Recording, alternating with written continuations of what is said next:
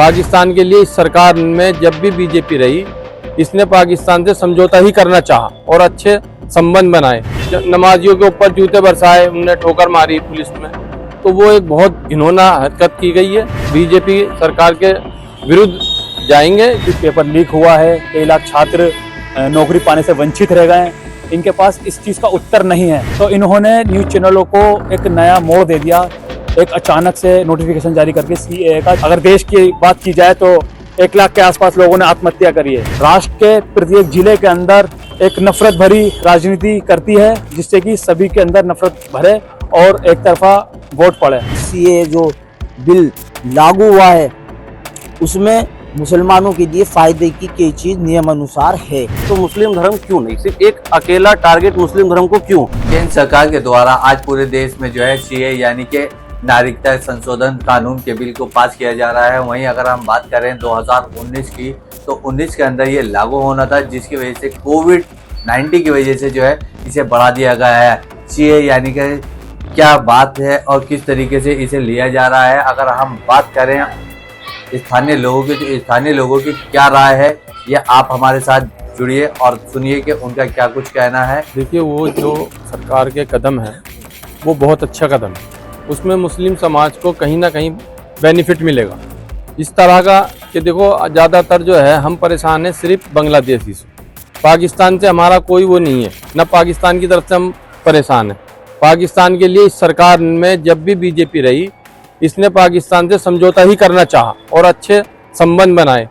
अटल बिहारी वाजपेयी जब विदेश मंत्री बने थे तो पाकिस्तान का रास्ता खुलवाने वाले ही वो थे। जब दोबारा प्रधानमंत्री बने, उस टाइम वो विदेश मंत्री थे, अब प्रधानमंत्री बने तो उन्होंने बस सेवा भी चलाई।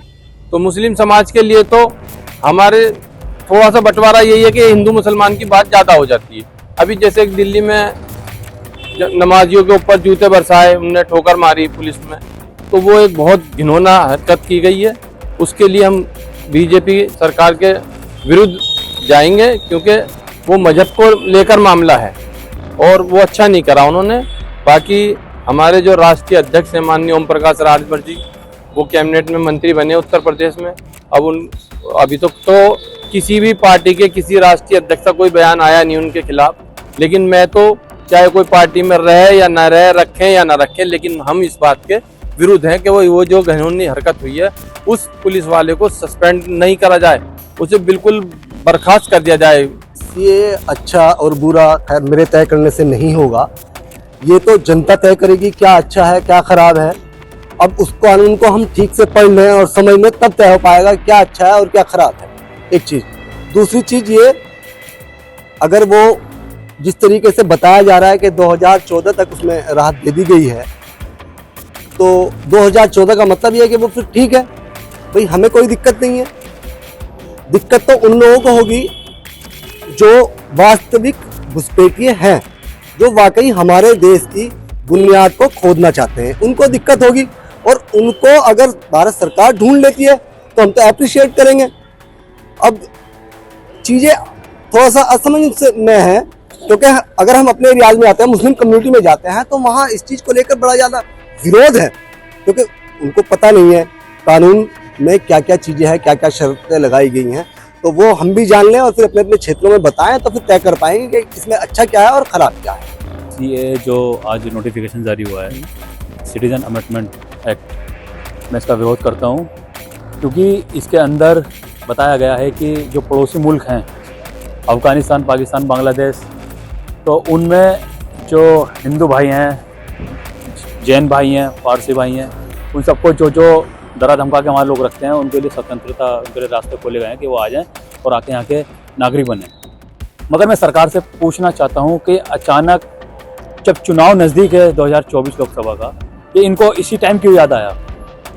ये इनकी जो है चालाकी है, ये लोगों को बेरोज़गारी जो है उससे भटकाना चाह रहे हैं। स्टूडेंट हैं, उनकी मांग है कि पेपर लीक हुआ है, कई लाख छात्र नौकरी पाने से वंचित रह गए, इनके पास इस चीज़ का उत्तर नहीं है। तो इन्होंने क्या किया, न्यूज़ चैनलों पर क्या चल रहा है, इससे सरकार परेशान आ गई, क्योंकि चुनाव नज़दीक है।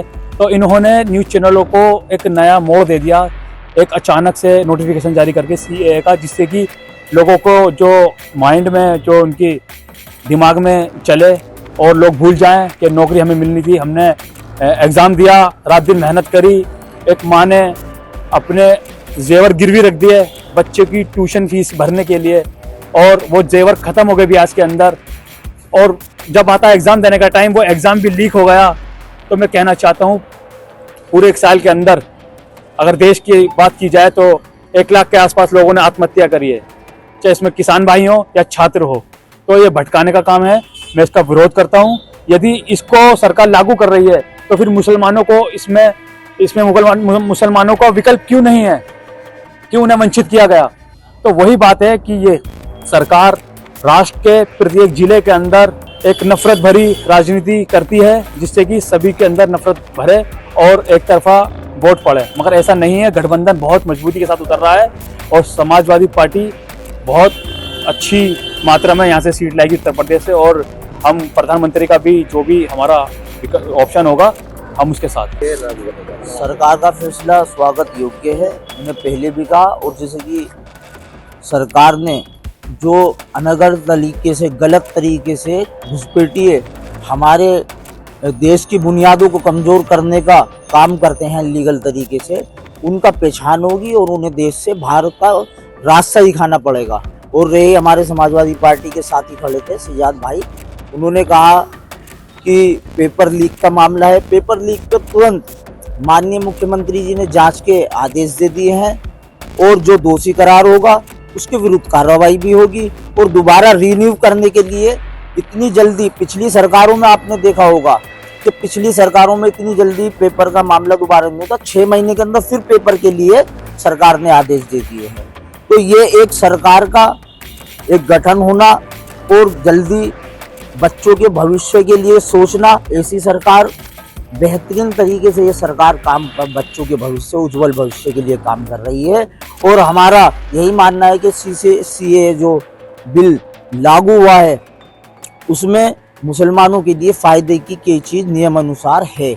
उसके लिए हमें जागरूकता फैलानी पड़ेगी और बताना पड़ेगा लोगों को, तो इसके लिए बहुत अच्छा रिस्पॉन्स आएगा। देखिए ऐसा है, सीए जो लागू हो रहा है, एक छोटी सी बात यह है कि जो सरकार है, हमारी भारतीय जनता पार्टी जो कार्य कर रही है हिंदुस्तान के अंदर, ये है कि राम राज्य होगा। ठीक है, राम राज्य होगा, हम संतुष्ट हैं, राम राज्य होगा, हम उसका आवेदन करते हैं, राम राज्य होगा। लेकिन जहाँ राम जी का राज्य होगा, जो राम राज्य होगा, राम जी ने साफा सर्वधर्म संभव, उन्होंने किसी अन्य समुदाय के लिए या किसी भी समुदाय को ऐसा नहीं कहा कि आप इसके साथ ऐसा करो। मतलब सबके साथ समान बर्ताव होना चाहिए, सबके साथ समान होना चाहिए, किसी के साथ भी द्विधारी नहीं होना चाहिए कि ये मेरा अपना है, इसके साथ सहानुभूति हो, प्रेम हो, ये दूसरे धर्म का है या दूसरी जाति के साथ सहानुभूति ना हो। जहाँ राम राज्य जैसे बनानी योजनाएं चालू हों, वहाँ जब बिल लागू किया गया तो सर्वधर्म संभव होना चाहिए, द्विधारी क्यों? सिर्फ इतना मैं तो छोटा सा सवाल समझ, सरकार ऐसा द्विधारी वार क्यों करती है? क्या होना चाहिए उसमें, क्या नहीं? ये होना चाहिए इसके अंदर। देखिए, जो मान लो 6 जाति को लिया गया है इसके अंदर, चाहे वो हिंदू धर्म हो, सिख धर्म हो, जैन धर्म हो, पारसी धर्म हो, बौद्ध धर्म हो, ईसाई धर्म हो, तो मुस्लिम धर्म क्यों नहीं? सिर्फ एक अकेला टारगेट मुस्लिम धर्म को क्यों? क्या चुनाव के टाइम पे इस तरह से टारगेट करना, या सिर्फ राजनीति का एक विवाद बनाना या राजनीति मुद्दा बनाना, सरकार का इस टाइम पे उसको लागू करना? तो ऐसा प्रतीत होता है कि मान लिया कि सिर्फ ये पर्सनल ही राजनीति मुद्दा बनाया गया हो, जिससे पोलिंग का जो है आप बैलेंस हो जाए, लेकिन ऐसा होना अच्छा नहीं है। न्यूज टाइम नेशन के साथ शाहिद मंसूरी, मेरठ। सब्सक्राइब करें आपका अपना चैनल न्यूज टाइम नेशन, और हर खबर सबसे पहले पाने के लिए बेल आइकॉन जरूर दबाएं। और हाँ, खबरें पसंद आ जाएं तो लाइक और शेयर करना ना भूलें।